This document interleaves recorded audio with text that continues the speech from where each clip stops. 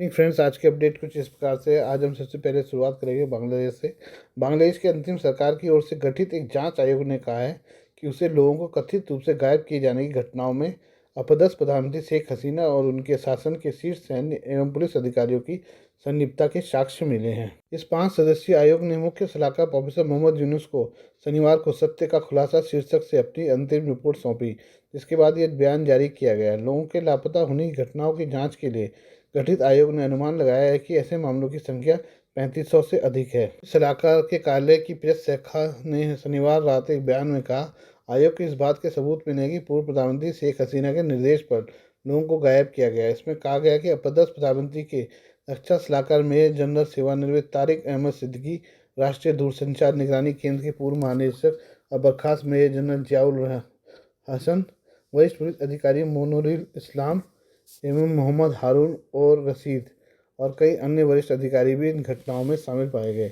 सेना और पुलिस के ये सभी पूर्व अधिकारी फरार हैं। ऐसा माना जा रहा है कि वे छात्रों के नेतृत्व वाले विद्रोह के बाद 5 अगस्त को हसीना की आवामी लीग सरकार के सत्ता से उधार होने के बाद देश से बाहर चले गए हैं। बयान के अनुसार आयोग के अध्यक्ष एवं उच्चतम न्यायालय के सेवानिवृत्त न्यायाधीश मैनुल इस्लाम चौधरी ने यूनुस को बताया कि जांच के दौरान उन्हें एक व्यवस्थित तरीके की जानकारी मिली, जिसके कारण इन घटनाओं का पता नहीं चल सका। चौधरी ने कहा, लोगों को गायब करने या न्यायोत्तर हत्या करने वाले व्यक्तियों को भी पीड़ितों की जानकारी नहीं होती थी।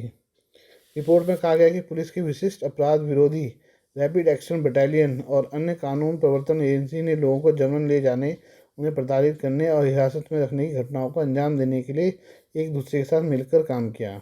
आरएबी में सेना, नौसेना, वायुसेना और पुलिस के लोग शामिल होते हैं। आयोग ने आतंकवाद रोधी अधिनियम 2009 को खत्म करने या उसमें व्यापक संशोधन करने के साथ साथ आरएबी को खत्म करने का प्रस्ताव भी रखा। मानवाधिकार कार्यकर्ता आयोग के सदस्य सज्जाद हुसैन ने कहा कि उन्होंने इस तरह की घटनाओं के कारण लोगों के लापता होने की 1676 शिकायतें दर्ज की हैं। अब तक उनमें से 758 मामलों की जांच की है। इनमें से 200 लोग या 27% पीड़ित कभी वापस नहीं लौटे और जो वापस लौटे उनमें से अधिकतर को रिकॉर्ड में गिरफ्तार किए गए व्यक्ति के तौर पर दिखाया गया है। आयोग में अध्यक्ष के अलावा न्यायमूर्ति फरीद अहमद शिबली, मानवाधिकार कार्यकर्ता नूर खान, निजी बीआरएससी विश्वविद्यालय की शिक्षिका नबीला इदरीस और मानवाधिकार कार्यकर्ता सज्जाद हुसैन भी शामिल हैं। इससे पहले आयोग ने एक संवाददाता सम्मेलन में घोषणा की कि उसे ढाका और उसके बाहरी इलाकों में 8 गुप्त हिरासत केंद्र मिले हैं। आयोग के अध्यक्ष ने शनिवार को यूनुस को बताया कि वो मार्च में एक और अंतिम रिपोर्ट पेश करेंगे, तभी सभी आरोपों की जांच पूरी करने के लिए उन्हें कम से कम 1 और वर्ष लगेगा। यूनुस ने कहा कि आप वास्तव में बहुत महत्वपूर्ण काम कर रहे हैं। हम आपको हर तरह की सहायता देने के लिए तैयार हैं। टीवी चैनल और सोशल मीडिया पर उन पीड़ितों के साक्षात्कार प्रसारित किए गए जिन्हें कथित रूप से गायब किया गया था। इन पीड़ितों में हसीना के शासन का सक्रिय रूप से विरोध करने वाले विपक्ष के कार्यकर्ता, पूर्व सैन्य अधिकारी शामिल हैं। यूनुस ने कल रिपोर्ट प्राप्त करते समय कहा कि वो कुछ संयुक्त पूछताछ कक्षों और गुप्त हिरासत केंद्रों का दौरा करेंगे, क्योंकि वो पीड़ितों को पीड़ा के बारे में सीधे उन्हीं से जानकारी लेना चाहते हैं। रिपोर्ट में लोगों को गायब किए जाने की घटनाओं को अपराध घोषित करने के लिए एक नया कानून बनाने की मांग की गई है। हम बात करें सीरिया के बारे में। सीरिया में अब विद्रोहियों का कब्जा हो गया है। इसराइल भी सीरिया की ज़मीन पर कब्जा कर रहा है। इस बीच इसराइल सीरिया के हालातों को लेकर अपने पड़ोसी मुस्लिम देश के साथ सीक्रेट मीटिंग कर रहा है। एक्सियोसिस की रिपोर्ट के मुताबिक 3 इजरायली अधिकारियों ने बताया कि इसराइल और जॉर्डन ने सीरिया की स्थिति पर समन्वय के लिए शुक्रवार को गुप्त वार्ता की। बशर अल असद के शासन के पतन ने एक ऐसा देश छोड़ दिया जहाँ रासायनिक हथियार के भंडार और ऐसे विद्रोही गुट हैं जो कभी अल कायदा से जुड़े थे। इजरायली सेनाएं पूरे सीरिया में सैन्य ठिकानों पर हमला कर रही है और दोनों देशों के बीच के बफर जोन पर भी कब्जा कर लिया है। संयुक्त राष्ट्र में सीरियाई मिशन का कहना है कि इसराइल का कब्जा सीरिया की संप्रभुता का उल्लंघन है। सीरिया की सीमा से लगने वाले जॉर्डन और इसराइल का कहना है कि वो अपनी सुरक्षा के लिए मिलकर काम करना चाहते हैं। इसके अलावा एक इजरायली अधिकारी ने कहा कि जॉर्डन, इसराइल और सीरिया विद्रोही समूह एसटीएस के बीच मध्यस्थ भी हैं। रिपोर्ट के मुताबिक इजरायली अधिकारियों ने कहा कि इजरायली सुरक्षा एजेंसी सिन बेट के निदेशक और इजरायली रक्षा बल आईडीएफ के वरिष्ठ अधिकारियों ने शुक्रवार को जॉर्डन की सामान्य खुफिया सेवा के निदेशक अहम हुसनी और जॉर्डन के वरिष्ठ सैन्य कमांडर से मुलाकात की। 2 इजरायली अधिकारियों ने कहा कि उन्होंने सीरिया की स्थिति और विद्रोही समूहों के साथ इसराइल और जॉर्डन दोनों की भागीदारी पर चर्चा की है। अधिकारियों ने जॉर्डन के जरिए इसराइल के कब्जे वाले वेस्ट बैंक में सशस्त्र समूहों के लिए ईरान की ओर से हथियारों की तस्करी के बढ़ते खतरे पर चर्चा की। आईडीएफ, सिन बेट और अमेरिका में जॉर्डन के दूतावास ने मीटिंग पर टिप्पणी से इनकार कर दिया। पिछले 10 दिनों में इजरायली सेना सीरिया की ज़मीन को कब्जाना शुरू कर दिया है। इजरायली सेना कई अन्य रणनीतिक स्थानों पर भी कब्जा कर रही है, जिसमें माउंट हर्मन पर सीरियाई सैन्य चौकी भी शामिल है। यह इस क्षेत्र का सबसे ऊंचा स्थान है। इजरायली मिलिट्री के मुताबिक उन्होंने सीरिया पर लगभग 500 एयर स्ट्राइक की हैं। आईडीएफ के मुताबिक केमिकल हथियारों को विद्रोहियों के हाथों में जाने से बचाने के लिए ऐसा किया गया है। आइए अब हम बात करें अमेरिका की। चुनाव के वक्त कड़ी आव्रजन नीतियों का ऐलान कर चुके डोनाल्ड ट्रंप 20 जनवरी को शपथ के बाद सबसे पहले अवैध प्रवासन पर काम करेंगे। इसकी तैयारी में अमेरिकी आव्रजन सीमा शुल्क प्रवर्तन आईसीई ने निर्वासन के लिए लगभग 15 लाख लोगों की सूची तैयार की है। इनमें से करीब 18,000 भारतीयों को भी भारत निकालने का खतरा है। अमेरिकी सरकार ने भारत पर गैर मददगार होने का आरोप लगाया है। आईसीई ने निर्वासन प्रक्रिया में मदद नहीं करने वाले 15 देशों की सूची बनाई है, जिनमें गैर मददगार कहा जाता है। इनमें भारत का नाम भी है। आईसीई के डाटा के मुताबिक अमेरिका में रह रहे करीब 18,000 भारतीय अवैध कागजी कार्रवाई की लंबी प्रक्रिया में फंस गए हैं। इसमें 3 वर्ष का वक्त लग सकता है। आईसीई के मुताबिक पिछले 3 सालों में अमेरिकी सीमा में अवैध रूप से घुसने की कोशिश में 90,000 भारतीयों को पकड़ा गया है। इन प्रवासियों का एक बड़ा हिस्सा पंजाब, गुजरात और आंध्र प्रदेश से रहा है। एशियाई देशों में अवैध घुसपैठ को लेकर चीन शीर्ष पर है। भारत इस मामले में 13वें नंबर पर है। अक्टूबर में अमेरिका ने अवैध रूप से देश में रह रहे भारतीयों को निर्वासित करने के लिए एक चार्टर्ड उड़ान का इस्तेमाल किया था। गृह सुरक्षा मंत्रालय के अनुसार 22 अक्टूबर को भारत के सहयोग से एक उड़ान भारत भेजी गई। अमेरिका में हजारों बगैर कानूनी दस्तावेज के रहने वाले भारतीय अपनी स्थिति को वैध बनाने के लिए संघर्ष कर रहे हैं। इनमें से कई को आईसीई से मंजूरी मिलने में वर्षों लग गए हैं। ये हम बात करें सुचीर बालाजी की।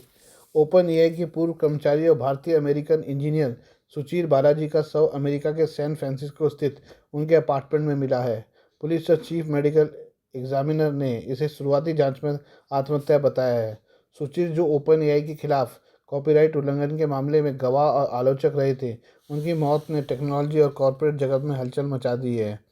26 वर्षीय सुचीर बालाजी ओपन एआई के साथ 4 वर्षों तक काम करने के बाद अगस्त 2024 में कंपनी से इस्तीफा दे चुके थे। उनका कहना था कि वे ऐसी तकनीक का हिस्सा नहीं बनना चाहते जो समाज को गर्त में ले जाए। अक्टूबर में न्यूयॉर्क टाइम्स को दिए एक साक्षात्कार में उन्होंने ओपन एआई पर गंभीर आरोप लगाए थे, जिसमें उन्हें यूजर्स के डेटा के दुरुपयोग और नियमों की अनदेखी का मुद्दा उठाया। बालाजी ने ओपन एआई और उसके सबसे बड़े निवेशक माइक्रोसॉफ्ट पर कॉपीराइट उल्लंघन का आरोप लगाया था। 25 नवंबर को उनकी मौत से ठीक एक दिन पहले कोर्ट में उनका नाम इस मामले में दर्ज किया गया। आरोप था कि ओपन एआई बिना सहमति के पत्रकारों, लेखकों और कंपनियों के डेटा का उपयोग कर रहा है। ओपन एआई ने बालाजी की मौत पर गहरा दुख व्यक्त करते हुए उनके दोस्तों और परिवार के प्रति संवेदना जताई। वहीं पुलिस ने बताया कि जांच में किसी तरह की गड़बड़ी के संकेत नहीं मिले हैं। यह मामला आत्महत्या का प्रतीत होता है, लेकिन सुचीर के घर में दरवाजे अंदर से बंद मिलने और मौत के समय की परिस्थितियों ने कई सवाल खड़े कर दिए हैं। बालाजी ने अपने साक्षात्कार में कहा था कि अगर आप ऐसी तकनीक का हिस्सा हैं जो समाज को नुकसान पहुंचा रहा है, तो आपको वो नौकरी छोड़ देनी चाहिए। उन्हें एआई कंपनियों के नियमों की अनदेखी को खतरनाक करार दिया और चेताया था कि इससे समाज को बड़ा नुकसान हो सकता है। सुशील बालाजी की मौत ने एआई के तेजी से बढ़ते प्रभाव और इसके संभावित खतरों पर गंभीर बहस छेड़ दी थी। आइए हम बात करें रूस यूक्रेन युद्ध की। रूस यूक्रेन युद्ध में उत्तर कोरियाई सैनिक नॉर्थ कोरियाई सोल्जर्स रूस के समर्थन में खतरनाक तरीके से सक्रिय हो गए हैं। रिपोर्ट्स के मुताबिक उत्तर कोरियाई सैनिकों ने कुर्स क्षेत्र के प्योलखोवो गांव पर केवल 2 घंटे में कब्जा करते हुए 300 से अधिक यूक्रेनी सैनिकों को मार गिराया। इस दौरान किसी भी सैनिक को बंदी नहीं बनाया गया। उत्तर कोरियाई सैनिकों ने 6 दिसंबर को कुर्स के पिलखोवो गांव में जोरदार हमला किया। रूसी टेलीग्राम चैनल रोमानोलाइट के अनुसार इस हमले में केवल 2 घंटे के भीतर 300 यूक्रेनी सैनिक मारे गए। गांव पूरी तरह से कब्जा कर लिया गया।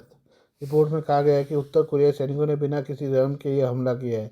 पूर्व यूक्रेनी विधायक और रूस समर्थक नेता ओलेग तस्यायोर ने इस हमले की पुष्टि करते हुए कहा कि यह हमला हुआ है, लेकिन मैं इस पर ज़्यादा जानकारी साझा नहीं कर सकता।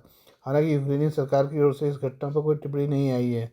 दक्षिण कोरिया और अमेरिका की रिपोर्ट्स के मुताबिक किम जोंग उन ने रूस के समर्थन में हजारों उत्तर कोरियाई सैनिक भेजे हैं।